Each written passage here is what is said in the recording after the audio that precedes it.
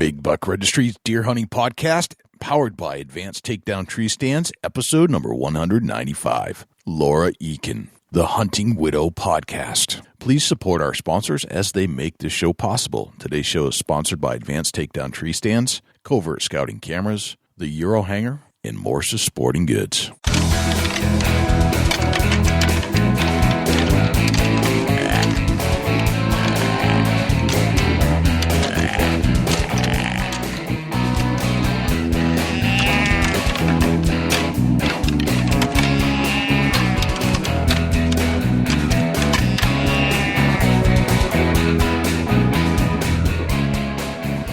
Big Buck Registry is a virtual museum of hunting stories. We preserve a piece of Americana by interviewing and recording hunters about their hunts and experiences from across the country.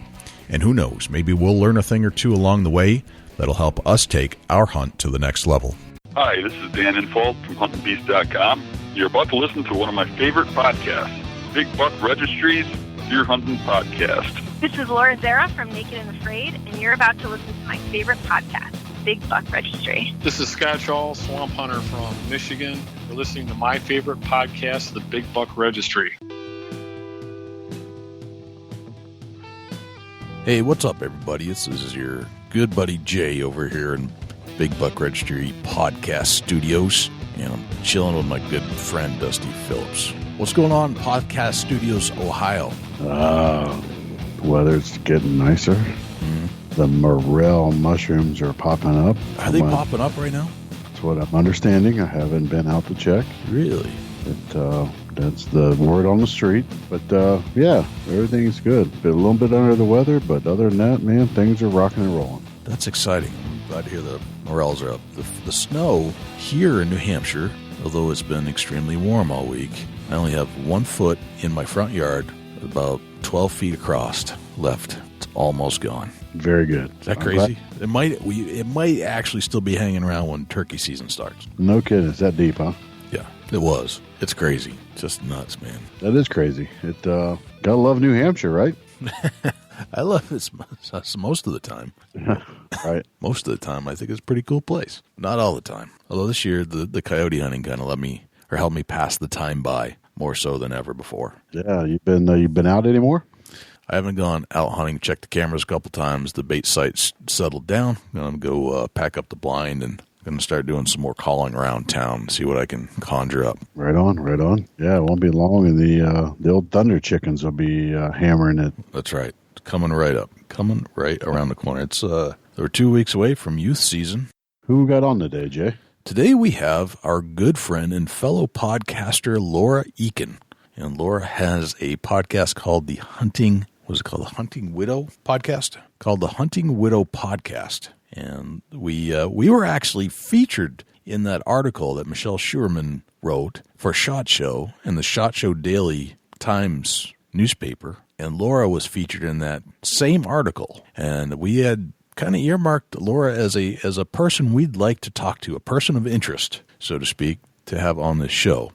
And we got a chance to talk with Laura in depth about how she started her show and why she decided to call it the Hunting Widow Podcast. And it's kind of like what you think of when you hear those words. It's the lady that stays at home when the hunter disappears in the woods for 3 or 4 months. That's what her intent was to bash husbands with her girlfriends about as they go hunting. Well, it turned into something completely different, and it turned into a kind of like almost like the lady version of this show, where they talk about hunting, and she interviews a lot of lady hunters. Kind of like we interview a lot of. Well, we just interview a bunch of hunters. We don't really discriminate, but it's a very interesting take in a completely unintentional format. Yeah, right on. It's 95% women hunters that get on the show with her, and pretty unique, really. It really is. So we're going to hear all about that from Laura Eakin in a little while. I do want to let everybody know who's listening that we are still running the harness program. We've got a few coming in. So if you have more to donate, please email me, Jay@bigbuckregistry.com. If you need some Likewise, Jay or Dusty at bigbuckregistry.com, and as soon as we have a fresh shipment, we'll get some out to you. Let's turn to Jim Keller with the Deer News. The Deer News this week is sponsored by the Euro Hanger. You don't have to spend big bucks to hang your big buck. Get yourself a Euro Hanger. Facebook.com/Eurohanger, EUROHANGER. For the Big Buck Registry, this is Jim Keller with the Deer News. Our first story this week. Mississippi Department of Wildlife, Fisheries, and Parks hires first female director of wildlife. This story was originally featured on the deer&deerhunting.com website and was written by Alan Clemens. The MWFP has chosen its first female director of wildlife resources with the hiring of Amy Blaylock, the agency announced. The announcement comes after the hiring of Russ Walsh as the Wildlife Executive Staff Officer. As the East Central Region WMA biologist, Blaylock has been responsible for all management activities in 11 wildlife management areas. During this time, she has also served as Wildlife Restoration Coordinator and, in this position, has been responsible for writing and managing grants that assist in funding the Wildlife Bureau. Blaylock, who has a bachelor's degree in forestry and wildlife management and a master's in wildlife science from Mississippi State, has been a biologist with the MWFP since 2007. The economics of hunting, fishing, and state park visitation in South Dakota. This story was originally featured on the South Dakota Game, Fish, and Parks website. Outdoor and wildlife-associated recreation is more than a tradition. They are also significant contributors to the nation's economy. Each year, millions of people participate in these recreational pursuits across the country, and their spending supports the economy at all levels, from shops and small communities to major manufacturers. Nationally, outdoor recreation, that is camping, fishing, hunting, paddling, bicycling, snow sports, hiking, climbing, and wildlife viewing, is estimated to contribute $730 billion annually to the U.S. economy, supporting nearly 6.5 million jobs. Looking specifically at hunting, fishing, and wildlife watching, the U.S. Fish and Wildlife Service's 2011 National Survey of Fishing, Hunting, and Wildlife-Associated Recreation revealed over 90 million U.S. residents participated in wildlife-related recreation, spending $145 billion on these activities. The South Dakota Game, Fish, and Parks has historically relied on estimates from the national surveys to determine the economic effects of wildlife-associated and outdoor recreation. In 2016, however, the GFP commissioned a study to specifically estimate the economic activity generated by hunting, fishing, state park visitation, and other outdoor recreation activities in South Dakota. Large numbers of hunters, anglers, and outdoor recreationists spend many days enjoying South Dakota's diverse outdoor recreation opportunities.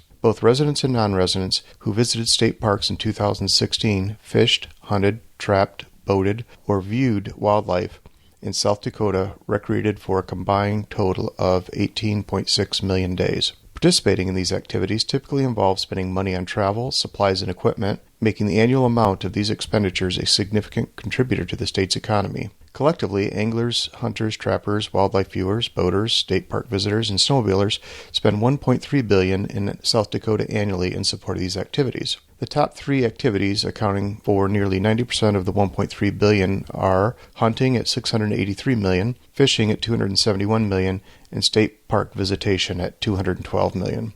The money spent, however, is only part of the total economic effect associated with wildlife-related and outdoor activity. The $1.3 billion spent by those enjoying South Dakota's outdoor resources has a significant effect on the state's economy, generating directly and indirectly $1.9 billion in economic activity throughout the state. This activity supports an estimated 18,000 full and part-time jobs, which provide $520 million of income.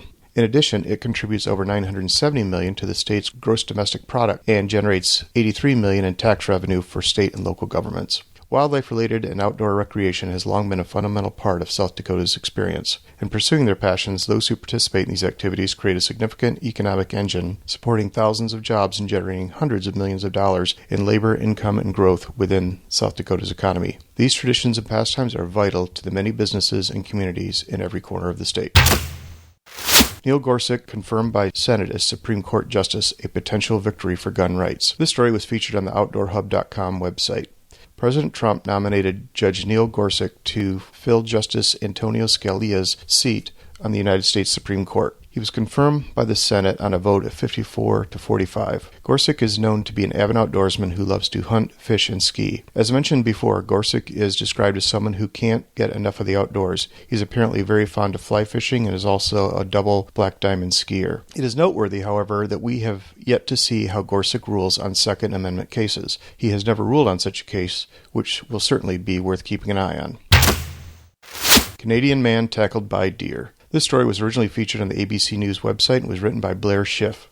It happened on April Fool's Day, so no one believed him at first, but 25-year-old Kerry McCook got run over by a deer. McCook was dropped off by a co-worker in British Columbia, Canada on April 1st when he saw a deer running straight at him. He had no time to react, as can be seen in the video. The deer head-butted him and McCook fell to the ground. His family and friends finally believed that he was taken down by the deer after he got surveillance footage of the incident from a nearby inn. McCook is an aspiring rapper in a group named Rika Nation, and he told a Canadian news network that he plans to write a rap song about the encounter. This video is worth a look if you get a chance. That concludes this week's edition of the Big Buck Registry's Deer News. For links to the stories featured this week, please check out our show notes at www.bigbuckregistry.com.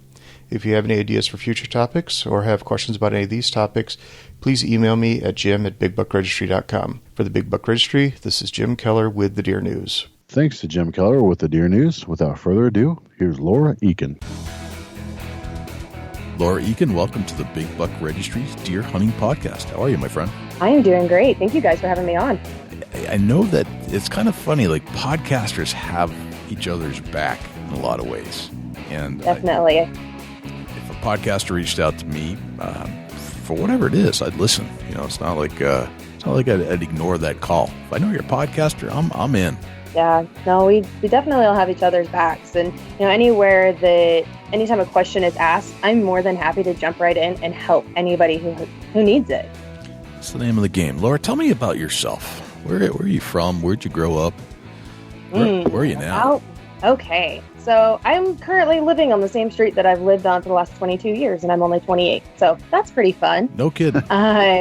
So I live in the south end of the Salt Lake Valley. It's a little city called Draper, and it's actually exploding right now. It's insane out here.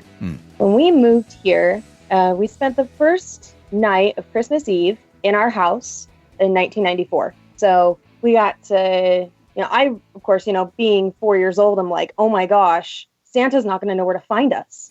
What do we do? Like, how is this going to work? My mom's like, it's okay. Don't worry about it. I sent him a thing saying that we moved. She was really cool about it. So that was really fun and a really fun experience. But, I've grown up in Draper where it used to be farm town. Across the street used to be a dairy farm from me. And now it's homes, all homes. Right. So Draper's turned from a, farm town, backwoods city to very suburbanized. But I've lived out here now for, like I said, last 22 years, coming up on 23. And I've met my wonderful husband it's coming up on 10 years that we've been together and known each other. So got married 8 years ago, coming up in August, and continued to live on the same street. But I didn't really get into hunting or even had a thought about going out until after I got married. Interesting. Now, why is that? That's a fascinating subject matter. Well, I grew up with hunting being a part of my family. My dad loved going out, would take my brothers out. One of my brothers tend to like it a little bit more, but so we hung out at camp. And, I have to tell you this story because to me, it's hilarious. Okay. So we have this friend who I swear looks like somebody who is famous. And early morning, everybody's getting up to go out. All the guys are. And I groggily look over and I look to my mom because I'm sleeping next to her and I go, why is Garth Brooks in our trailer? And I swear I wasn't more than 8 years old. And she goes, what? I was like, Garth Brooks was in our trailer. And she goes, that's chat, honey. Go back to sleep. So, so I remember being out at camp in trailers, in the mud, freezing our butts off in the snow. Like, when I think about hunting, I think of cold, huddled up in a heated trailer playing board games because I did not want to go out there to get muddy because my mom didn't want me to get muddy. Interesting. Okay. Yeah. So, guys would all go out. We'd come back to camp and we'd hang out there. But I do have a distinct memory of being 12 years old and my dad had shot an elk and they were able to get it off the mountain whole. I don't know how, don't know why, but it came home whole. And he was in the garage and had it strung up by a forklift and was skinning it from a forklift in our front garage. And I was like, can I jump in on that? Right. So I, at 12 years old, was skinning away, and I thought it was the coolest thing ever, but it didn't catch on to me until after I'd met my husband, and we spent our honeymoon out at elk camp. The honeymoon at elk camp. All right. This sounds like a relationship that's going to last a while. Well, I didn't realize that. So we go to camp, and, the man's supposed to plan the honeymoon. And I was like, what in the world are we going to do at elk camp? It was pouring rain by the time we got there. And we delayed our honeymoon by a week because opening weekend was the next week. So he's like, we're going to stay home for a week and then we're going to go. And he's like, pack for like camping. I'm like, why am I packing for camping? He goes, we're going to go to elk camp for a little bit. And I'm like, wait, what? You're taking me on my honeymoon to elk camp? So we get up there. It's pouring rain. We can't get our tent set up in time because it's just a total catastrophe. And we end up sleeping in the same trailer as his aunt and uncle almost the entire trip. So I'm like, are you kidding me? I'm a newlywed and I'm sleeping in a trailer with other people and freezing my butt off. This is awesome. So halfway through the week, we end up switching trailers to then sleep with his brother-in-law and share his trailer. And so we didn't really get any alone time at elk camp. I was going to say, where's the honeymoon part of this? Yeah, there wasn't at this point in time. Like, I was like, what is happening here? Why? There's no alone time here. Right. I'm stuck at camp with all of his family and our dog. And his uncle had our dog trained to the point where he would tap the top of his beer can and my dog would come running up to him to try and share his beer with him. I was like, this is an awesome trip. This is just so amazing. This is like my first time as a grown up at a hunting camp. And I have my husband's uncle training my dog for beer. And his uncle doesn't have any teeth. So we would go to eat these T-bone steaks and all of a sudden his steak was gone. And we're like, dude, what happened to your steak? And he goes, oh, I don't know what's happened to it. And my dog Moose is like laying on the ground, like gnawing on it, trying to get it. And he goes, oh, whoops, it must have fallen off my plate. Like, you're such an idiot. That's like not even how that happened. So it was quite a fun trip. So what's your opinion of this at this point? You're painting a picture, but what's going through your head? Going through my head is literally, what on earth am I doing here? This is supposed to be my honeymoon. I'm supposed to be spending time with my husband, and he's out observing because at this point he didn't have a tag. This was technically his second year going out to observe to get like a lay of the land and to understand it and to help his uncle. And he didn't even have a tag this first year. So I'm sitting there like, okay, you're literally going to sit in a tree stand and you don't have a tag. So you can't exactly harvest anything to bring back. And all your uncles are out there. They have tags, which at the end they gave us some meat. But, it was like, okay, something's got to give here. So by the time we ended up actually leaving, I was like, hey, now what? And he goes, oh, we're going to Steamboat Springs tomorrow. So then we went to Steamboat Springs, Colorado and had ourselves like a little honeymoon for a couple days. But okay. It was a rough go for that first week trying to get there for me. So, and was that the script you had written up for yourself? No. Okay. Not at all.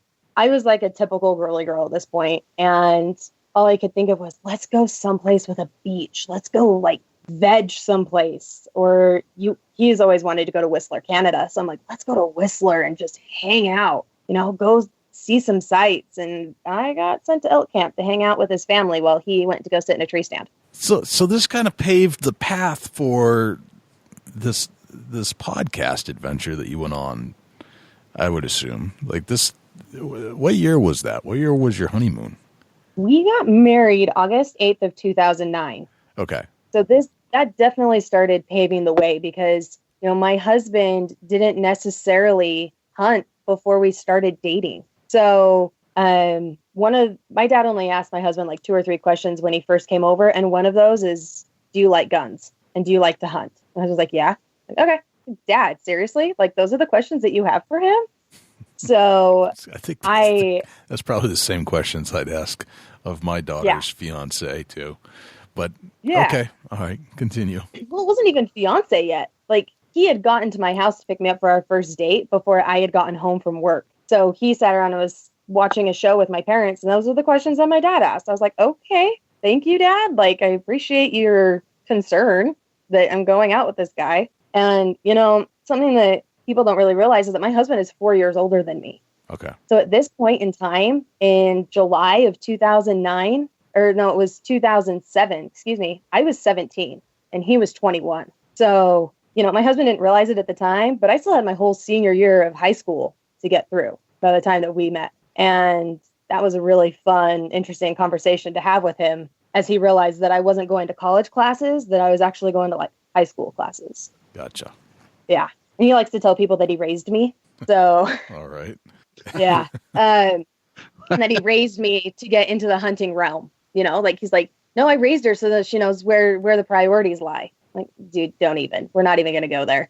So, when that all kind of started to fall into place after the honeymoon, and I really realized how much he was really loving this and he was bringing home meat, I was like, okay, now I'm getting it. I'm understanding it, but you're still spending a lot of time away from home. And I wanted him to be with me most of the time. And I was greedy that way, as a young newlywed, you stay in that newlywed stage for like the first year and a half. And it's like, you're just always gone. And then I went to school our second year of marriage. So then I was always gone. So it worked out really well for him to go out and do whatever he wanted to do, whether it be scouting or putting up trail cams or whatnot. So that second year of marriage really solidified for him that hunting was going to be a high priority. So he was kind of a new hunter when you first met? Okay. And then... Yeah. So he got the bug, like so many of us have had. And I mean, I could think back to when I first started hunting. It engulfed my life. Like it's all I could think about. So, and today I think about it as frequently as I used to, and I certainly engage in it a lot. But there are other things that kind of push it aside a little bit. It kind of bumps into it, and I have to make a decision. And sometimes the decision is not to go hunting, which drives me crazy. But sometimes that's the choice I have to make. Jeez, you sound just like my husband. Yeah. Because most of the time, he lets that decision fall on me, where I'm like, no, I really need you here. But honey, the mountains, they're calling me. I'm like, but honey, your kids are here, and you need to spend some time with your kids. So it's a fun little battle that we have about it. Yeah. Dusty and I have talked about this, where we recognize that there was a time not too long ago that Dusty got a little frustrated, where he sold all his gear. And I was concerned that my hunting podcast partner might be just my podcast partner. He got that frustrated for some reasons that I'll let him explain. But that in the frustration of the moment, we discussed how much time we can and have and often do spend away from our family, our kids, and somehow decide that hunting is a priority. Oh, yeah, for sure. Hunting's a priority, but there's times that you just get frustrated. I mean, I don't know if most hunters are like myself, but, you put all that time, money, and effort into a place, or you get told that they've given permission to somebody else, and that they're taking over that piece of property, and you're no longer able to hunt there. And it's just like, are you kidding me? And it just frustrates you just because the effort that you've put forth to, not only create some habitat for whitetail and get on a nutritional program. I mean, it's like raising beef here in Ohio. If you give them the right supplements, they're gonna be amazing. And I'd done all that for years at a particular place and got booted out of there. And man, it made me sick to my stomach. It just upset me that bad that I just said heck with it and got rid of all my stuff. And I was done for a while there. I went probably a month and I was out. I mean, I was bummed out, burnt out, just mad at the world. And Jake can vouch for that. I was on the bottom of the creek and water was getting deeper. Yeah. But I got my head back on right and come up with the backup plan and, did some digging and found a great place to hunt. And very fortunate this year, I killed a great buck and just, got lucky and it's all back to normal now. But there's times where, you sit down, you think about all the time you spend in the woods and you think about your kids. And I mean, there's some days, is it worth it? That's a question that pops in your mind. And then you're like, man, it's just a way of life for me. It's what I enjoy. It's what I thoroughly enjoy. It's what I love. love my kids and family, but also I love being in the woods and hanging out and just enjoying the great outdoors and the freedom we got to hunt. And it's just amazing what the woods can do for a soul. And if you're not a hunter, you'll never understand. But that's that's something that once I finally come back out of being down the ditch line for a while there, I got back up on the road and straightened it out, and it turned out really good. But there's times where you're like, man, what happened? What did I do? Could I have done something different? Could I have done this? Could I have done that? And really, there's nothing you can do about it when you don't own the land. You just move on and try to do bigger, better things with your what you got in front of you. Right. Yeah, I had not seen you that frustrated over anything up until that point.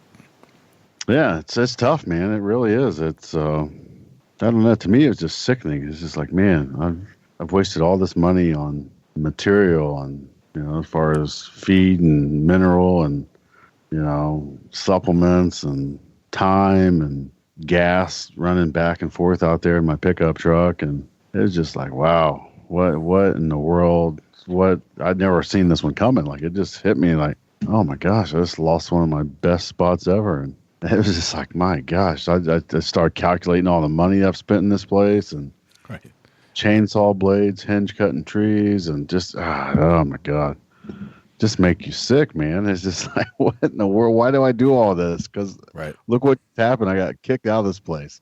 Got kicked out of this place, and then you use the words, think of all the hours you spend away from your home and your wife and your kids. And it's like, I don't need that anymore. Right. I mean, it just bummed me out so bad, and you start thinking about everything. It's just like, man, it's all good when you're on that great spot and you're seeing big deer on trail camera, and you're just like, man, this is going to be a great year, and this is going to happen. I'm going to kill this buck I've been after for 3 years now, and I'm going to get him finally.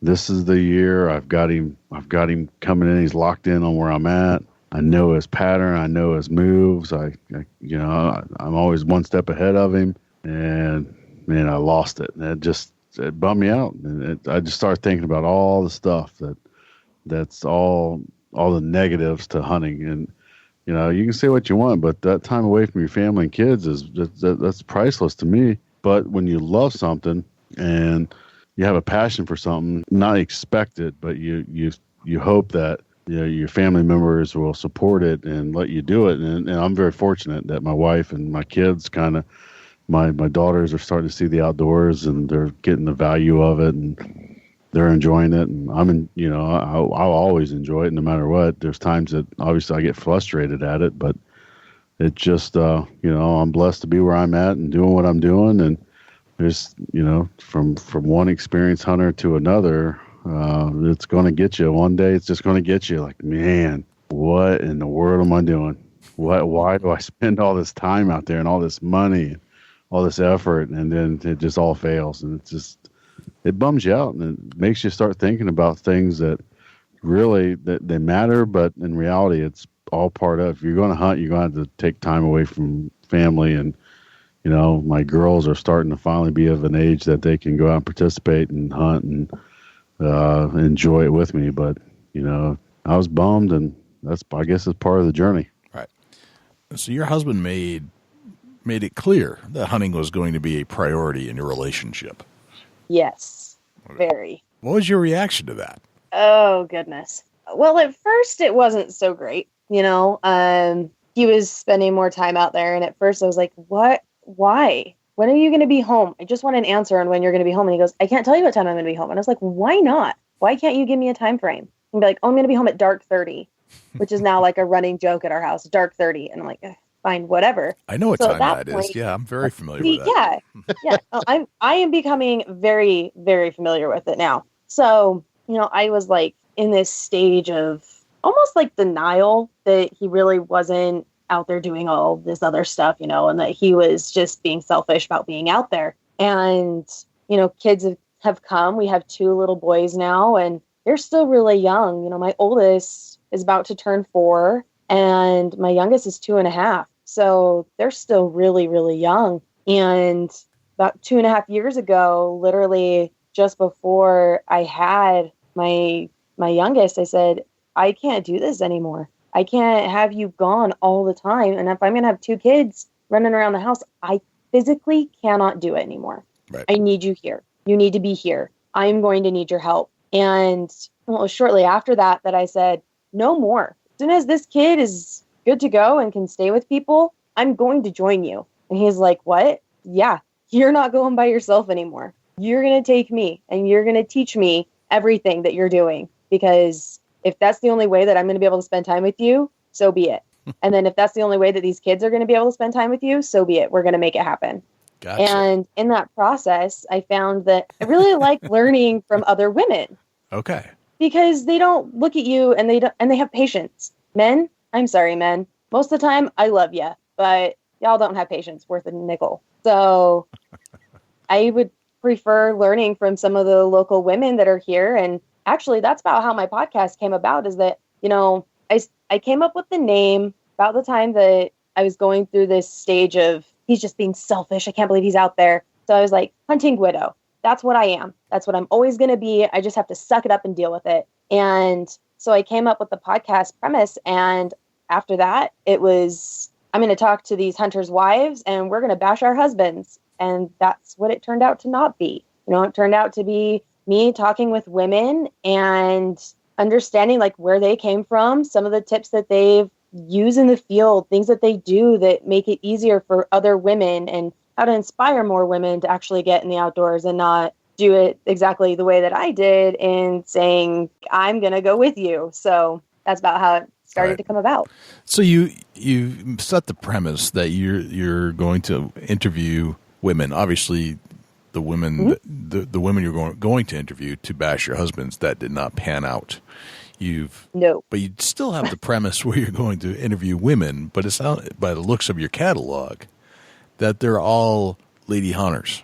Yes. And so highly skilled. And it's been amazing to talk with these women. It's turned into I'm hoping that it's not just my journey that is being found or shared there. That there's other women that are listening to it that are like, oh my goodness, I can do this. I can do this. It's not as hard as sometimes the men make it seem. Because sometimes I feel like men try to make it a little bit harder than it really is, just to kind of discourage women a little bit. So they're like, oh, fine, I won't go. But, and I'm not saying that all men do that. And I don't think men do it intentionally, but women, we're like, we want more women to get into it. We want more women out there, because my theory is that if you can get a woman involved in the outdoors, whether it be hunting, hiking, whatever it could be, you get that woman involved, you're going to get the whole family involved. Because she will do everything physically possible to pack up those kids to get them out on that mountain. They're like, okay, we're covered. We got extra clothes. We got snacks. And you have to get the kids snacks. Like, you can't just do like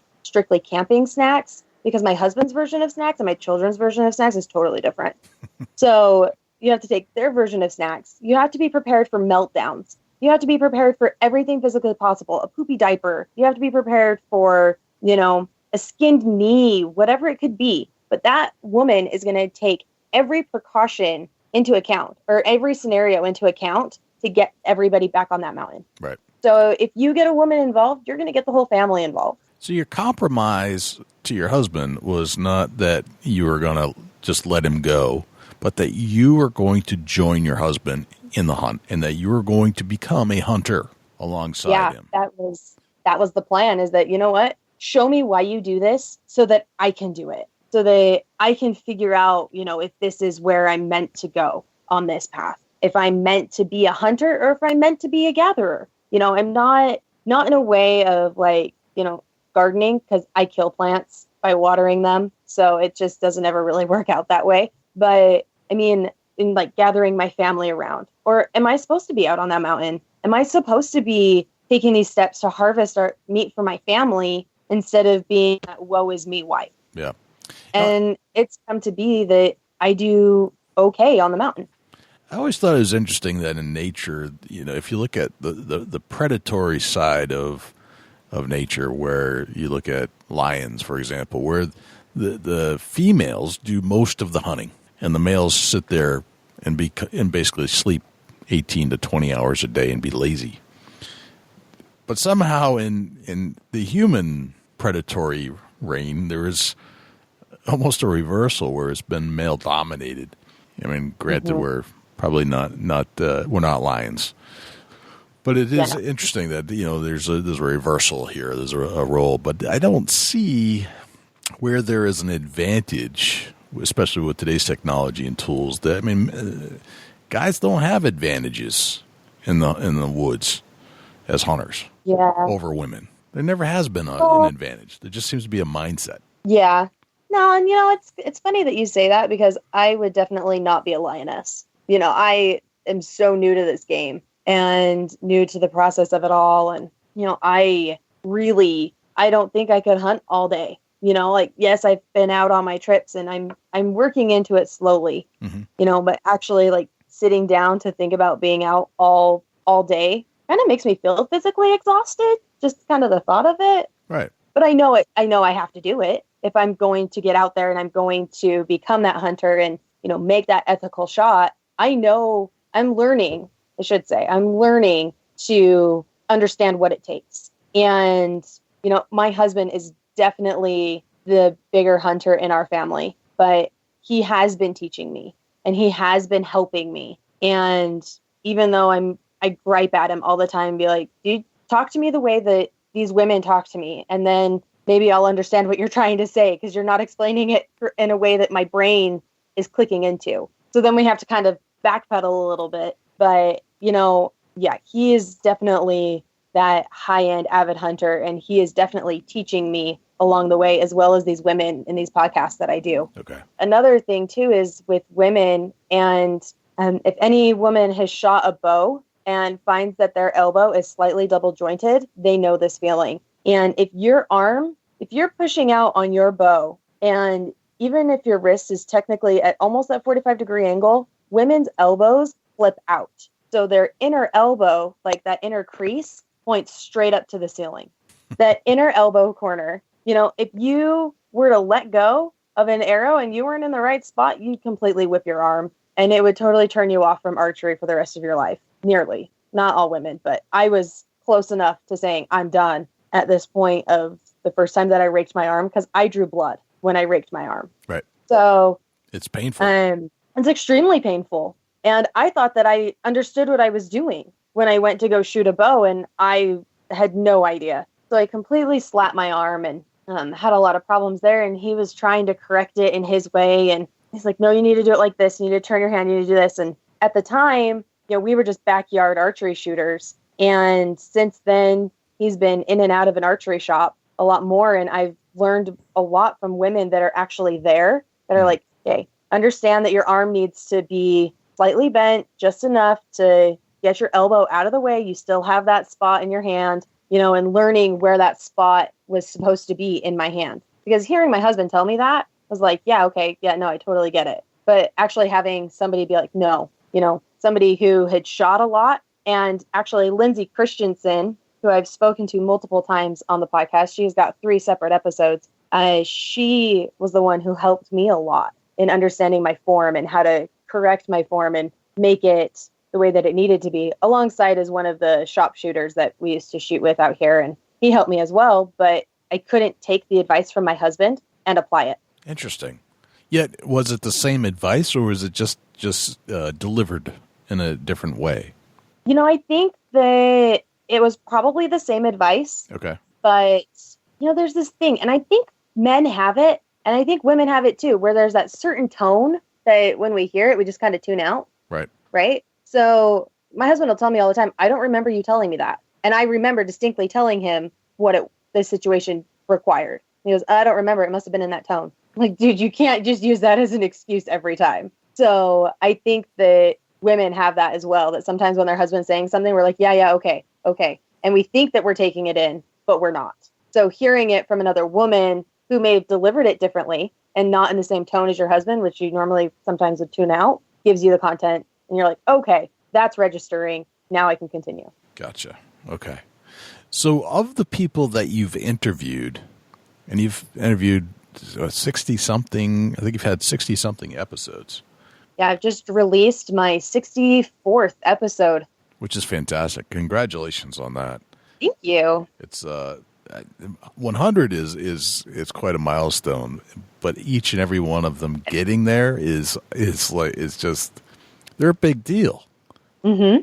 They're these giant stepping stones. Every single interview I've done and everything that I've done to get to this point has been an amazing learning experience. And these women are fantastic. You know, they have given some of the best advice that I've been able to use out in the field.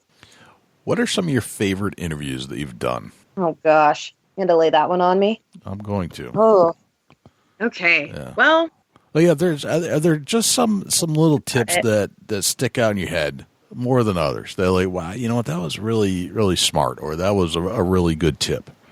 Yeah, you know, I learned a lot in the first ones because, you know, when you're new to recording and you have to listen back over, you go, why did I say that? Why? What? What's happening there? And but you can take it into context as yourself, right? And I absolutely hate listening to myself talk. So when I have to go back through and edit stuff, I'm like, ooh, okay. So that was a good learning experience in the first ones. And you know what? And this is going to be such a cliche answer, but I can't pick out any of my favorites because I've become friends with every single person that I've talked to. Right. And I love them all. So saying that I loved one podcast more than another is really hard because you've got, for example, I spoke with Tawny Lynn. And Tawny Lynn was on Naked and Afraid, and she actually ended up going on to 2 different episodes. Mm-hmm. And we talked to her about that, but she didn't exactly have a hunting background. She has a tactical background. Right. So talking to her about the tactical field and the things that she did, and then jumping into being covered in over 2,000 bug bites and taking that first shower and how painful that was, I mean, totally flips the paradigm. And I'm with you. And I don't have necessarily a favorite show, but each and every one has something special in it for me. Definitely. Definitely. And there are definitely some tactics or strategies that were explained to me or us or everybody listening that it's stuff that is triggered a knowledge base that I knew I didn't have. And it wasn't until I heard them say that made that particular show special. And those are some of the techniques or strategies or styles of hunting that really stuck out. Yeah, you know, and I really like hearing everybody's background. So, for example, I've had a couple people on who started out eating meat as kids and stuff, and their families did a little bit of hunting or did no hunting. Then they go off to school, learn about factory farming, and completely cut off meat from their diet. And then the only reason why meat gets reintroduced is because they reintroduce hunting game, harvest meat, and that's it. Right. So they've got people that are like that.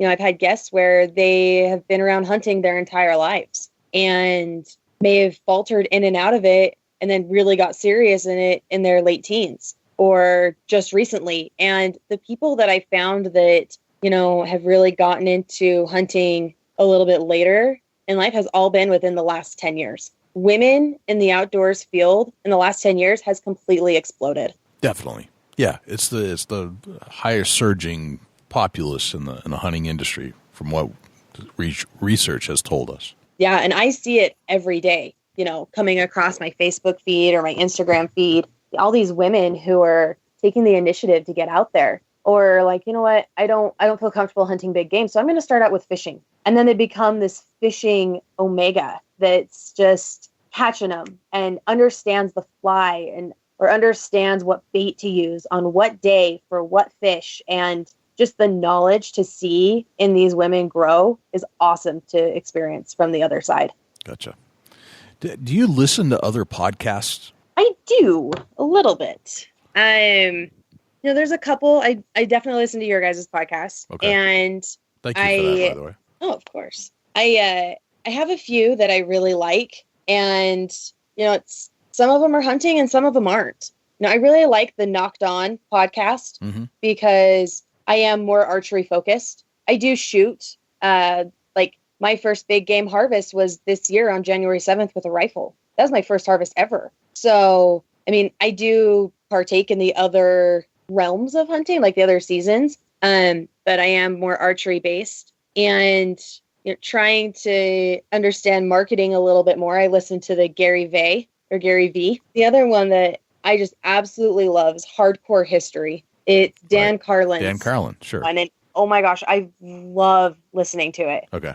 And listening to the historic backgrounds. I could never be a historian, but I love listening to history. And I love listening to like that storytelling of books. What about the length of Dan Carlin's podcast? So like I said earlier, I live at the south end of the Salt Lake Valley. So for my drive into work, depending on which work I'm going to, because I have 2 different jobs other than podcasting, I'll listen to them on my way there. And so it's about 20 to 30 minutes in the car going to work. And then one of my jobs, I drive to remote locations. So I'll listen on my way there as well. And then on my way back and then head home. So some days I have more time in the car and some days I don't. So if I have to cut them off in the middle of a story, I get kind of sad and kind of angry inside because I can't finish it. Right. And there's so much more length to it that I'm like, I just want to keep listening. Like, right. I want more. But definitely those time slots where I'm like, oh, okay, this one's going to be a good lengthy one. But then I look at it like an audiobook. You know, some of the books that I've listened to on Audible are like 24 hours. So you have to definitely find the right time to sit down to have those plugged in. Or when I'm cleaning, that tends to be the other time when I'm plugged into everything. Gotcha. Okay. So why start a podcast? I see the hunting aspect of it. You definitely, that seemed to be a pretty big subject matter in your life, but why start a podcast over like a blog or a vlog or, a video blog? Well, my husband had decided that he wanted to do one. And at this point in time, I was like, podcast? Dude, no, that's ridiculous. Like, who listens to podcasts? And he goes, everyone. I'm like, obviously not, because I don't. So it was this fun little game that was happening between the two of us where I had no idea what a podcast even was. And that's when my eyes were opened up to the world of it all and, understanding what actually went into a podcast. Mm-hmm. And then, so he got all the gear to do it. And then he got completely overwhelmed with some work that he was doing. And on top of that, with all the hunting that he was doing. So he's like, I just don't have time to do it. And I was like, well, then I'll start one. And he goes, really? What are you going to do? I was like, well, we've already talked about, me talking to other hunters' wives. And at this point, I talked to a couple friends. But we would just talk about our husbands, normal girl banter. But I was like, what if I did it in a different way? So that's where things kind of started coming into play. And then it turned into talking with women that actually knew about hunting and knew what was going on, because I kept seeing all these antis hitting these women and it was making me really angry. So, my first actual episode was with Jessica Amos, and she's now Jessica Terry, but she had some guys show up at her house being like, I can't believe that you do this. Blah, blah, blah. And she goes, well, do you want to come in for breakfast? And he goes, no. And she goes, are you sure? We're having dog. And he got all offended and ran off. Well, she doesn't even have a dog. And so she was just being facetious about the whole thing. Sure. And so I was like, that just really made me upset that people were doing that. So I wanted to talk to these women about it, but then also kind of take away tips and tactics that they had to try and get myself to get out into the outdoors. Right. Dusty, do you listen to podcasts? Oh yeah, not too often, no. A lot of time goes into a podcast. Therefore, I kind of cut that into my podcast listening.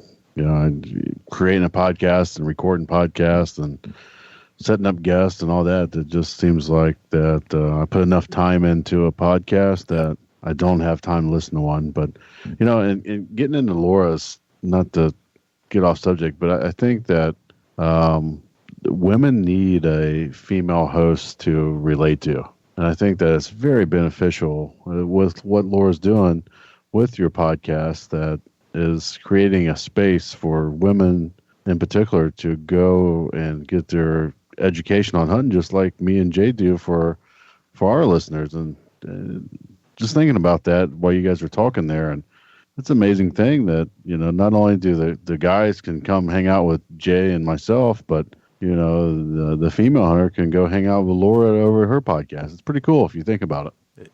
It is cool, and we've had lady hunters on our show, but I think our audience is male dominated. You look at our Facebook page, you look at our listenership on our podcast, we're like 75% guys. So there's definitely something like gals don't want to listen to us talk about deer hunting. Maybe for the same reasons you didn't want to listen to your husband tell you how to shoot a bow. It might be that. I don't know. It could be. It's and I don't pretend to be anything that I'm not. So for me, you get what you get. I am very open. I'm very straightforward. I don't feel that I'm like unrelatable per se, is what Dusty was saying, that I have a normal life outside of podcasting and outside of hunting. Like, I'm a mom of 2 boys who has to work, and, I do everything I can for my family. And the podcast has helped with that and has brought more to it, to where I have like-minded people coming together and like-minded women who are on the same page and who want to help other women learn and have these experiences for themselves. So having that has really helped to kind of build up everything else that I've started to put together. It makes sense, because it's almost like a band of brothers or a band of women that can relate to the same situation, as far as being employed, being a mother, being a hunter, a bow shooter. You guys have something all in common, and it's almost like an unbreakable bond of people that you can relate to and almost live the same life as each other. But there's different techniques and tactics and skill set levels, and there's all these different variations where you can help each other, where it could be, how do you shoot your bow and work at the same time, and keep a house. And there's women that has discovered things that give them that 10, 15, 20 minutes and go out in the backyard and shoot their bow. And it's just something really simple that they've changed up in their household process that gives them that little bit of free time. And I can see it. I can see where women are attracted to the podcast, Laura, of yours, that are looking for assistance in how their daily functions incorporate hunting and bow shooting and gun shooting. And they're so busy, but yet maybe there's something that you guys could talk about on the show, and I'm sure you have, of how do you do this, how do you do that, how you do this, how you do that. And I can see where it could be really strong for a female audience. Yeah, and kind of going along with that is we try to help other women find their mold.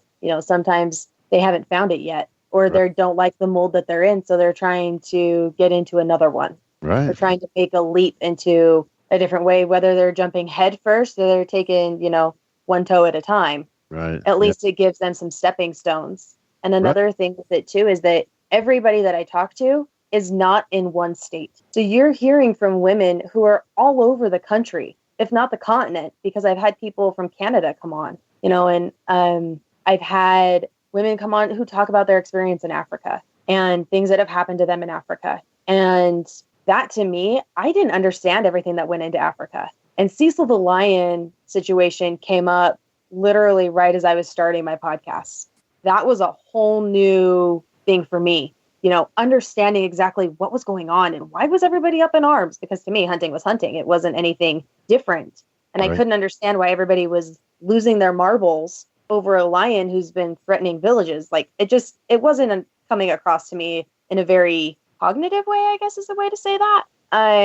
But, getting some of these women on who had been to Africa, I was like, oh, okay, now I'm understanding exactly what happens in these hunts. Right. Now I'm understanding, oh, this is how this is going. And these are the bans that are now being made because of that, and how they're affecting things and how they're affecting people and how they're affecting the economy over there. So that's where your podcast branches out. You start, you've grown a trunk to your tree. Now you're putting branches on it, and you're branching out and getting information. And, not only are you hunting your educational podcast, you're starting to put all these things together, and that's to Jay and myself, that's priceless. When we can branch out and educate further and bring more to the table, that's what a podcast is all about. Yeah, and it's been amazing to learn it so much from these women. Like, I take it as a great honor to talk with these women and, take in everything that they have to offer when I'm sitting there just talking to them. And then they tell me, thank you so much for letting me come on. Like, I really appreciate it. I'm like, no, really, I appreciate it. It's a great deal to me that people allow me to take their information and to share it with others. There's no higher honor than that. Right. It makes me think, I just posted a recent picture on Instagram of we was at the 2017 SHOT Show there, and had a lot of high-end hunters that were standing in this particular picture. And you surround yourself with talent, you can conquer the world. I mean, it's no question about it. And Laura, you're willing to put in the time and the effort to find the talent to come on and talk with you, and not only be able to talk with them, but educate yourself and your listeners further on any particular subject that you get into. And like I said, that takes you from just being a regular old hunting podcast to being educational, and that there's no value in that. Yeah, and SHOT Show's a league of its own. Right. You go to SHOT Show and your socks are blown off before you even walk through the door, of the main hall. So it is crazy out there. But, so many amazing people that show up there and that are so like-minded. And I met some amazing people out there. And there were others that were there that I didn't even run into. I didn't even run into you guys out there, which was just amazing to me that we didn't touch bases in some facet while we were there. We all show up in a main article written by Michelle, and we never actually see each other at the show. That's the crazy part. I know. I'm getting that framed, by the way. Me too. I am this is the first time I've ever been published. I was like, this is going on my wall. Absolutely. I have to get this done. I can see it. It's still sitting in the pile where I left it when I got home from SHOT Show in my to-do list. But it will be framed by the end of the year. Yeah. No, I got home and I realized after Michelle had put up a post saying, hey, these people, I spoke with all these people, go check it out. And I'm reading through it. And I was like, she goes, sends me the link, right? And I'm looking at it online and I'm reading it. And I'm like, this is awesome. I go to my bag and realize that is the only SHOT Show daily copy that I picked up the entire trip. Right. Of SHOT Show. It was the only one that I had picked up. So I have my legitimate copy in my hands and I didn't even realize it. Right. This is awesome. I think we picked up about, 30 of those and started handing them out to people. It's pretty cool to have your podcast and our podcast and Mark's podcast all, published in there in a little article. It was real neat. Yeah, it was crazy to me because she asked me for a picture and I'm like, okay. And I didn't realize that this was going into the SHOT Show daily. So I sent her the one that I have. I have purple and blue hair in this picture, okay? And I'm wearing orange and white Skull Candy headphones. Yes, you do. It couldn't flash even more than it does. And I'm looking at this picture going, I did not realize that this was going to be seen by all the people of SHOT Show and that I look like a hooligan. I have a beanie on. I've got my headphones on. I got blue and purple hair peeking out of the bottom of it. I'm like, oh my gosh. Had I realized where this is going to be published, I would have gone and taken a better picture. Sometimes that happens, and we wish we could have taken it back. Have you ever said anything on a podcast that you wish you hadn't said? All the time. Okay. And then I realized, you know what?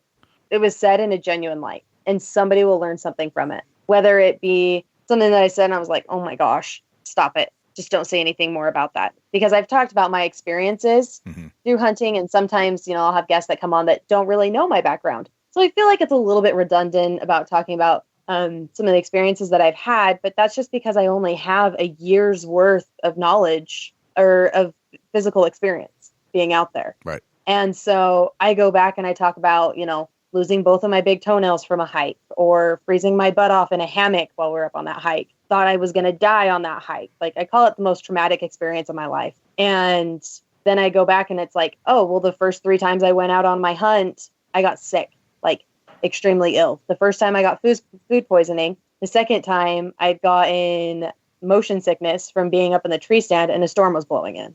And the third time I just it's like my body knew what I was doing. So it's like, no, we're just going to get sick now because we know what's coming.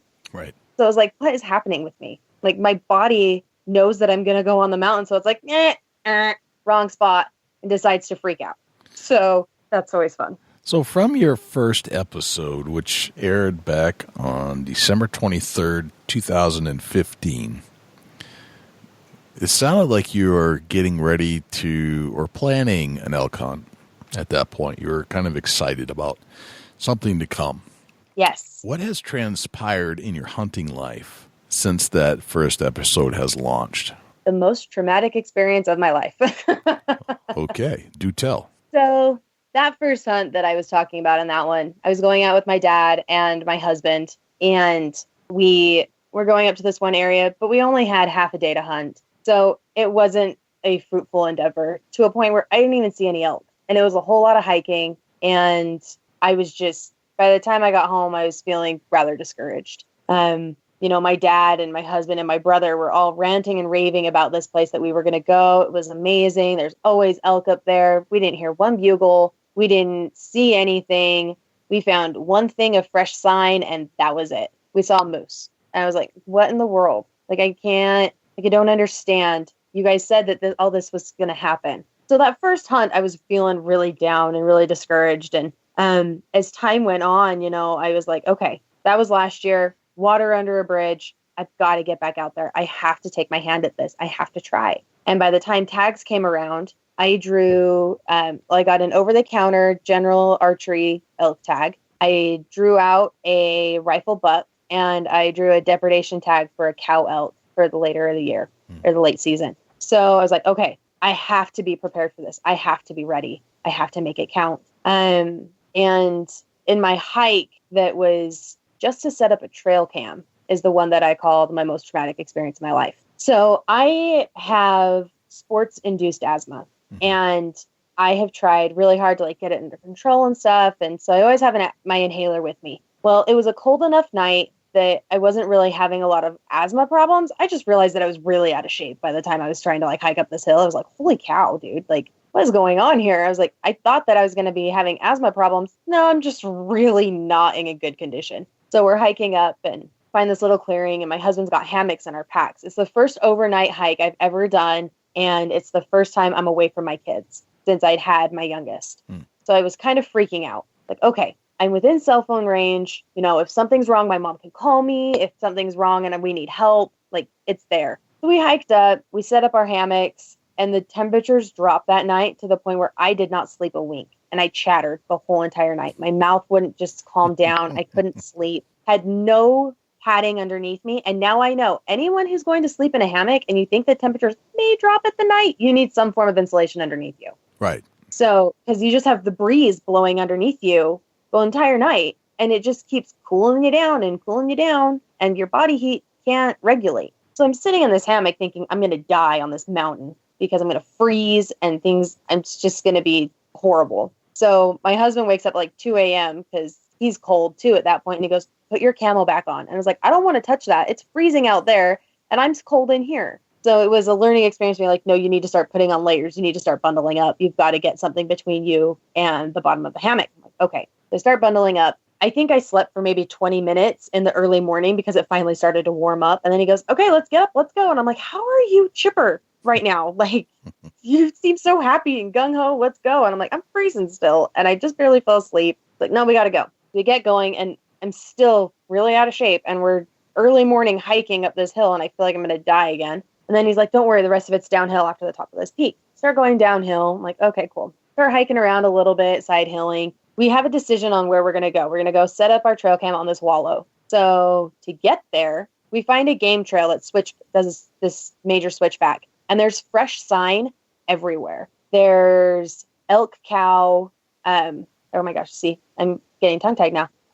Cow, elk, poop. There's fresh poop. There's fresh bull poop on our trail. And I'm like, sweet. The likelihood of us seeing something is high. Something's down here. We're going to see it. So we get down there, and I have walking sticks. And we're literally just above the wallow. And I put my walking stick down, and the ground gives way to the wallow. And I go feet overhead, butt overhead, with my pack on, with a pack, a full bag of Big and J's in my pack, through a patch of stinging nettle. And I landed sitting up with my boot being 3 inches away from a wallow.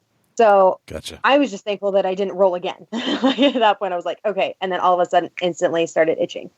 So I was like, get the wipes out, wipe me down. I'm itching. You have to get this stuff off of me. So we finally get me wiped down, cleaned up, and functioning again. We find a way that we really want to get over to the main trail. After the trail cam set up, I finally have come off of the adrenaline of falling down a hill. Right. And we're like, okay, this is where we want to go. So we start side hilling through this brush. And I have never side hilled through anything like this. It was horrible. It was major scrub oak, and there were natural rose bushes.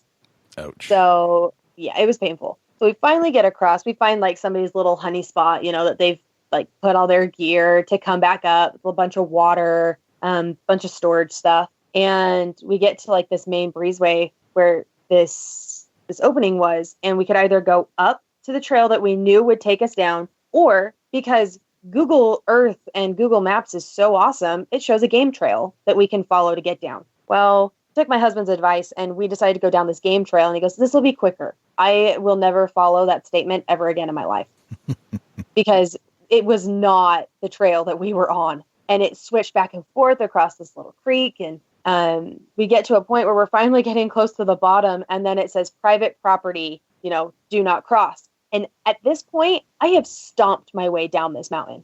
I was so angry that we didn't go the way that we knew, that we were going a new direction, and my feet kept slamming into the toe of my boots. So they weren't strapped on tight enough. So I'm slamming my toes. And I didn't realize that there was anything really majorly wrong with it. I was just frustrated and my feet hurt. I was achy. And so we take this extra little trail off to the side from this private property one, and we pass a bee's nest, and like the wasp bee's nest, right? So it's like the weird, soft outer coating ones. Mm-hmm. And my husband goes, okay, there's a bee's nest right here. Don't touch it. Well, there was one directly next to it that he had bumped. So I start walking behind him, and all of a sudden we're getting attacked by bees. I get stung really bad on my leg, and I'm like, just get me off this mountain. I'm hysterical at this point, right? I'm like, I have to get to work. I'm dehydrated. I just want to get home. Like, it was a bad mess. Okay. If anybody had seen me at this point in time, it was a bad show. Like, it was not something to pay admission for.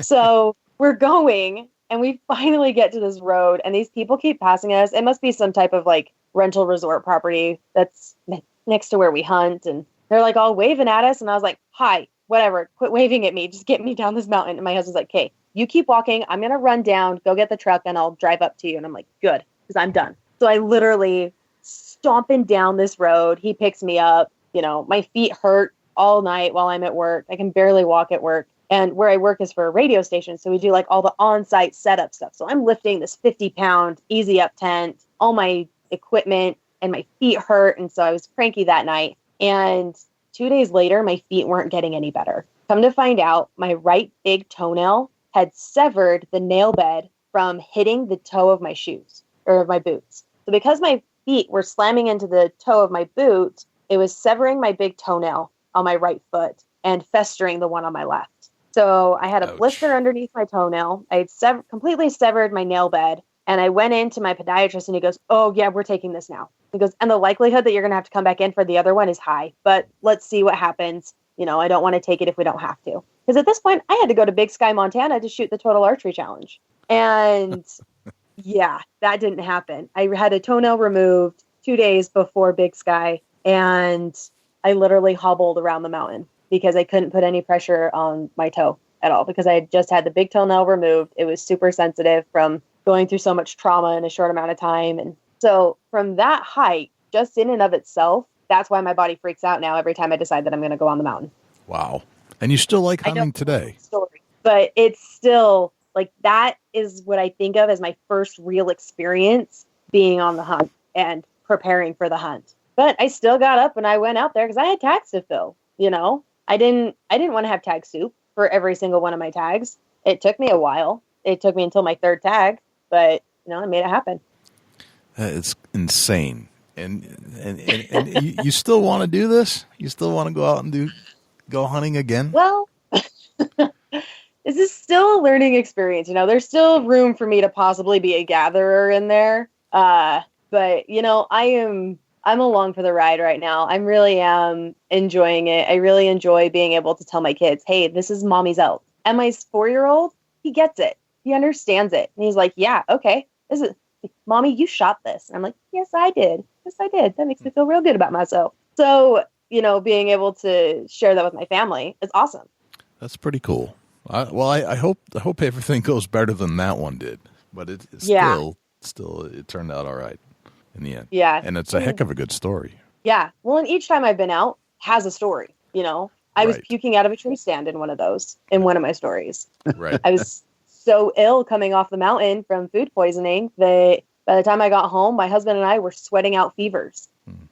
And it's all definitely been a learning curve. Even shooting my elk, that was a major experience that definitely tested me and definitely tested my ability of what I can handle. Right. That's crazy. Yeah. Wow.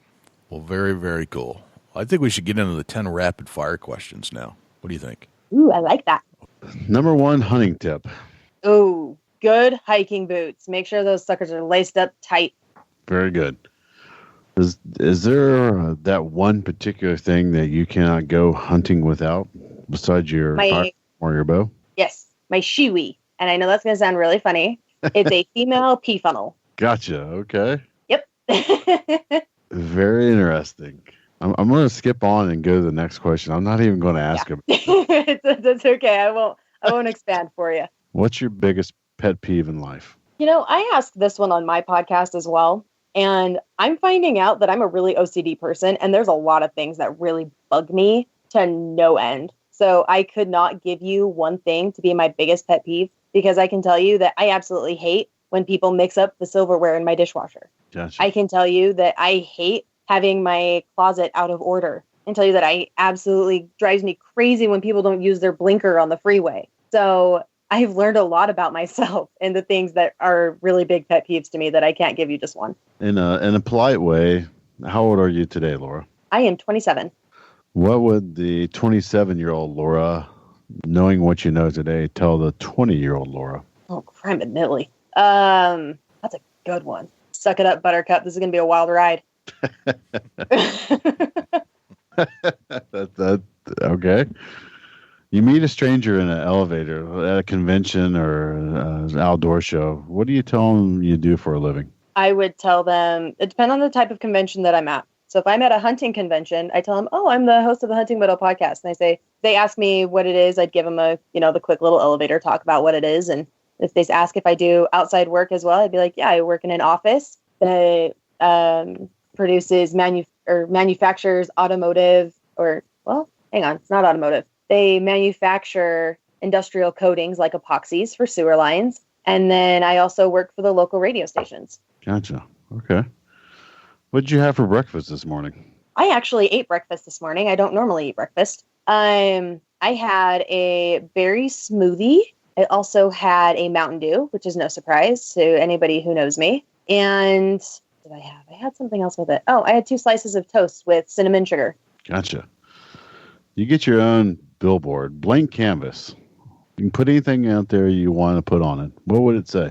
I don't even know what I'd want it to say. Right now, because I'm trying to help spread the word about a ladies' hunting camp, I'd probably be like, come join us at ladies' hunting camp. There's one here in Utah. Okay, that works. I say the word successful. Who's the first person that pops in your mind and why? I don't even have one person. No, it's hard when you say rapid fire and it's like takes forever to get an answer out of me, even though I know exactly how they're supposed to go. Right. That's what editing is for. I know, right? Thank heavens for editing. I think this wasn't live. I look at success measured by happiness. So the first person that I would think of is my dad, because he has been very successful in every endeavor that he's done, and he's still happy, and he is always happy. Very good. What's a day in your life look like? Normal day. Between 7 and 7:30, my children decide to wake up, and I try to let them sleep until 8. If it's a day that I'm not going to work, we literally will veg most of the day. I try and get a little bit of cleaning in. We'll go outside and we'll play with the dogs, and things don't really get cracked down on a time limit until nap time. When nap time comes around, that sucker's planned, because that's my editing time. So nap time is my time. Then dinner time rolls around after nap time, because we go back outside and play a little bit more, and that's when we eat, bath, and time for bath, clean up, bedtime. Very good. And then more editing. What does a hunting day in your life look like? I wish I could say sleeping in. Like, that's like my biggest thing that wish that hunting would allow. Going back to my elk hunt, typical day for that was knee-deep snow, hiking up the mountain, which nobody thought I was going to get out of the car. So it was a good thing I got out of the car that day. 30 elk coming across the ridge, as we can see from the parking lot. We move over to where we're going to actually park, hike up, finally get to the elk that we want to see around 1 o'clock, make the harvest shot at about 1:30, 1:45, hike over to her, and then the work begins. I didn't even get home until after 8 o'clock. And all I said to my husband was, I deserve some tacos. We're getting tacos on the way home. Very good. Well, that wraps up the 10 rapid fire questions, Laura. Thank you for the great answers. And man, I do recall that you said that you had some rapid fire questions for us. I remember that as well. You said you have some questions for us, which is a twist. I do, because I also ask rapid fire questions for my podcast. And, I have a feeling that these are going to be different than the ones that you have. So the first one that I have for you guys is, if you were on Naked and Afraid, what one item would you take with you? Fire starter. I'd take a knife. Those are good answers. Look at you guys. So I stole that from Laura Zira. And that, I did listen in on that. That was a good one. That was a good one. What is something that you've always wanted to do but haven't? Elk hunt. There's one. Hey, come out to Utah. We gotta fix that right now. I heard you have a good population out there. Mm-hmm. I'm going with kill a black bear, something I've been hunting but not completed yet. I like those. Those are good ones. When you were a child, what did you want to be when you grew up? Heavy equipment operator. I think I want to be a farmer, actually, back in the day. Until I started watching the guys on TV go fishing, then I want to be a professional fisherman. I like how you guys are all outdoorsy. If you had an airplane ticket to go anywhere in the world, where would you go? Alaska. Utah. To go elk hunting. Now you're just sucking up. Where would I go? Anywhere in the world? Yeah, I think I'd go to Alaska. That place seems to be just absolutely vast and wild, and probably everything I love about the outside is it's endless. Yeah. Endless doses of being outside. Yeah. All right, 2 more for you. If you were to be bitten by a vampire and become one, what age would you want to be stuck at? 21 all day long. I think I'd go with 25. Actually, I'd go with 24 because everybody says, oh, when you turn 40, that's when you have your first midlife crisis and you start thinking about your age. Well, 25 was that for me, and I don't know why, but so I'm going to go with 24. Last one. What is your motto in life? Full throttle and wide open's all fun and all, but slow and steady with plenty of traction takes you places. I like that. Wow. I don't know if I have a motto, but I think if I did, it'd go something like, don't be afraid to put yourself out there. Good one. I like that. The motto that I currently live by is, the more you know you didn't know. It always slaps you right in the face, doesn't it? Oh, yeah. Hard. Yeah. Very good. Is that 10? Oh, do you want me to give you 10? I'll give you 10. Oh, I was just going to do 6. Oh, geez. No, I'll keep going. I got more. I Trust me. think I missed count. I thought we were doing 10.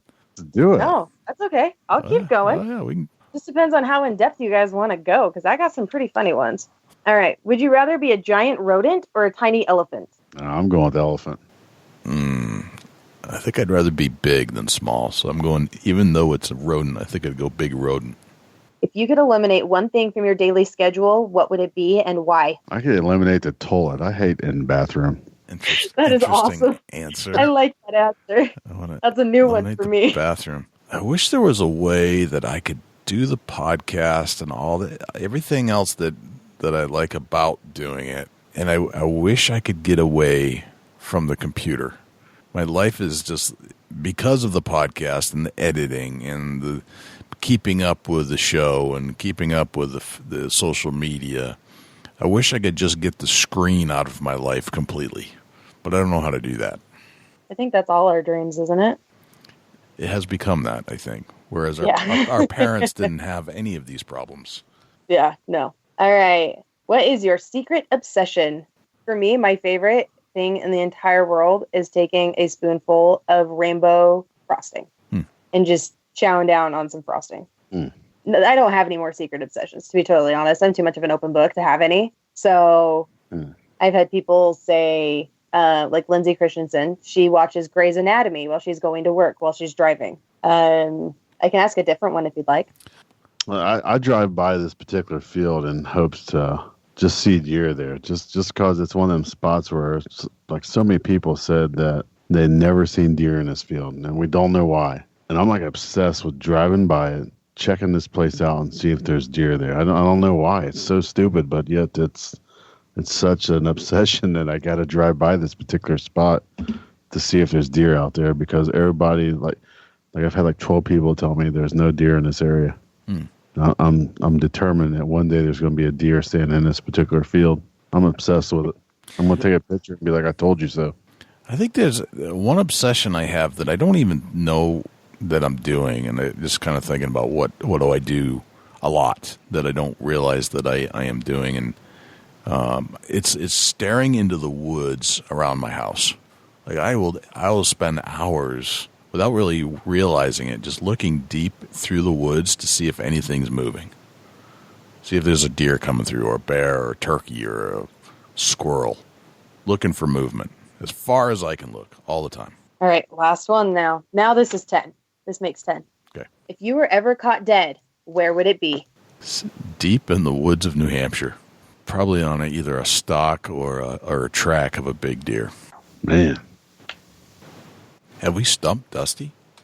No, I'm just trying to think. If I was caught dead, I mean, I'm trying to think somewhere I like spend most of my time at.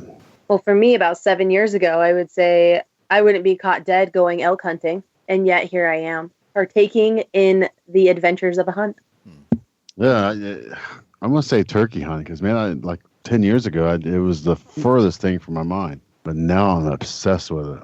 It'd be turkey hunting. And the turkey. Nice. Hunting That's turkey. An interesting answer. I did not know that. I've never been turkey hunting, so I'd probably be caught dead there too.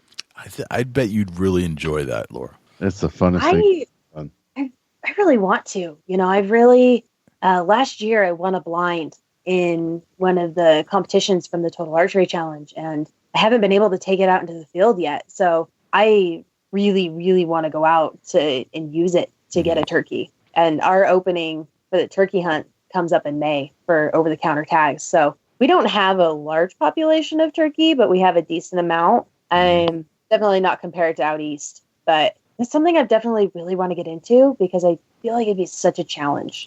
I would encourage you to skip the blind part, and if you can, treat it like an elk hunt. And spot and stalk it? Yes, in a sense. Only you're going to use their vocalizations as a key point and then approach it that way. All right. It will be riveting. I'll take your challenge. I accept. Okay. Not that the blind's bad, but sometimes the moving around and closing the gap on a bird and then setting up on it, nothing compares to that, except for what I imagine is elk hunting. Well, I will definitely take you up on that, and I'll do some form of review on it for you to let you know how it goes. Okay. Yeah, it's something else. It really is. Like I never realized it till I did it, and then I was like, whatever. It's just a small bird with a beard. Right. If you get that small bird with a beard coming in strutting on your decoy setup and gobbling your calls, it'll make the hair stand up down your spinal cord. I just got a chill when you said that. Damn you. It's the truth. Wow. There is nothing better than hearing a gobble after you strike a slate call. Oh my God. Yeah. Get the visual on this thing coming into you. And if it's strutting, oh my gosh. Oh my gosh.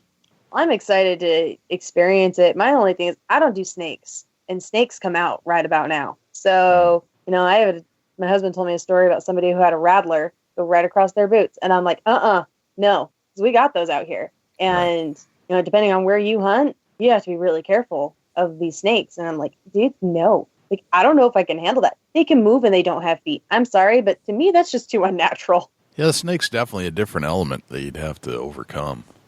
Not something that I have to deal with, but yeah, that's messed up. It's a lifelong fear that ain't going nowhere. It's got deep, deep roots. Different element to the whole hunt, definitely. This has been an absolute pleasure. I can't thank you enough for coming in and telling us your life story and how you got started in your podcast and why you did that and why you're going to keep doing it. Yeah, I know. Thank you guys for letting me come on. I think it's a great opportunity when podcasters can come together and share each other's stories and talk about how they got involved in everything. And, sometimes one person's story could change somebody else's life. Oh, for sure. Laura, where can we find you if we want to look you up social media or your podcast? Tell us where we can locate information.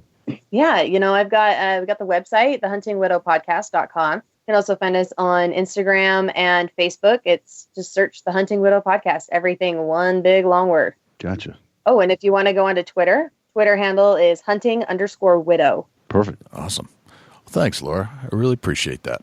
Yeah, no problem. Thank you guys. Can't wait to see what your hunting adventures turn out to be this year. Well, that was a conversation that I don't think I really was expecting to have. And to hear the lady perspective on hunting, and from somebody that had no intentions of starting a hunting podcast. Yeah, it's amazing how that started out and got turned around and ended up in Laura's hands. And look at her now, Jay. She's progressing and they're headed in the right direction for the Hunting Widow podcast. Yeah, she's talked to some very influential people in the hunting space, and I wish her well. And we're going to be on her show in a few weeks, Dusty. So if you guys want to tune into Laura's show in a few weeks and learn more about who we are, I mean, we talk to you every single week on the show, but we don't dive deep into all those little things that you would probably reveal if you were interviewed. You know what I mean? Yeah, absolutely. And sounds like Laura's going to dig into a few different things and see what's going on in our lives. I'm a little scared, though, because she said, is there anything you don't want to talk about? I mean, are you guys open to whatever? It'll be all right. It'll be fine. We'll manage, and I think we're pretty confident in what we talk about, so we'll get through it like any other conversation. That's right.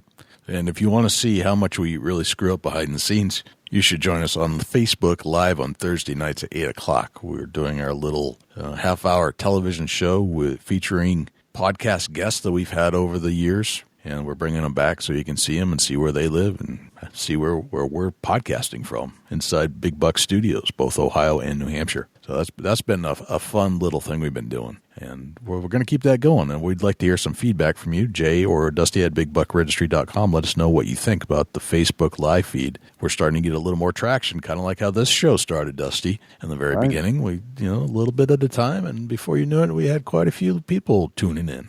They once they figured out who, what, where, when, and why, started doing really good, and people started joining in with us week after week. And I tell you, it's just progressed from the beginning to now, and we're going to keep pushing on and try to produce and make a better show every time. I'm kind of intrigued by the viewership that has been growing week over week, and we'll see where we can take that. I do like being able to revisit with all of our old friends from the podcast. Pretty cool. Absolutely. We can't thank you guys enough for joining us and tuning in and going live with us on Facebook and all the interaction on social media. And thank you for that. We deeply appreciate that.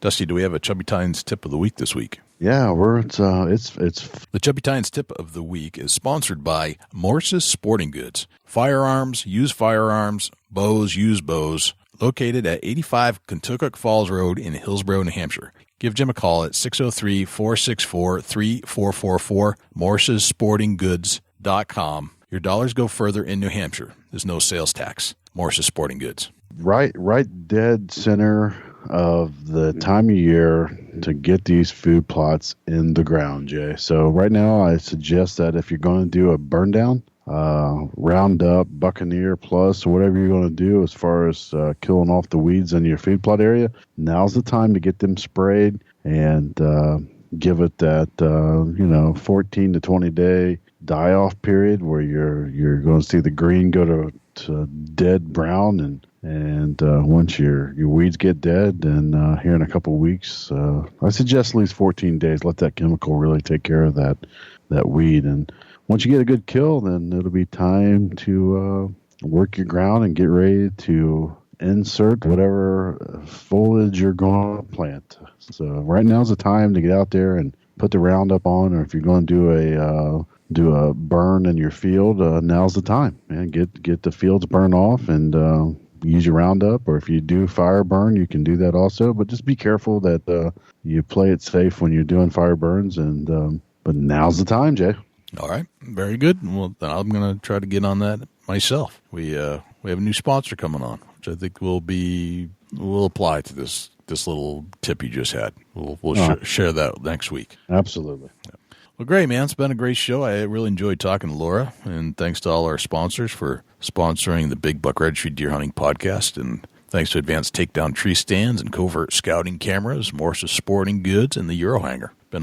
It's a great lineup of sponsors, and all products that are in this lineup are all products we believe in. So please help them out if you are fans of the show and you need any of those products. Give those guys a chance first. They would appreciate it, and we would appreciate it as well. Well, Dusty, I think this has been a great show. Let's wrap it up here, man. We'll come back next week and do it again. Where can we find you when you're not here in the studios? Shoot me an email, dusty@bigbuckregistry.com. You can look me up on Facebook, Chubby Tines Outdoors, at Chasing Antler on Instagram and Twitter. Jay, where can the people reach out to you when you're not on the mic? You can shoot me an email, jay@bigbuckregistry.com. And you can always give us a call at 724-613-2825. Leave us a voicemail. We'll try to play any of those messages back on the air. If you have a comment to make, good or bad, we don't care.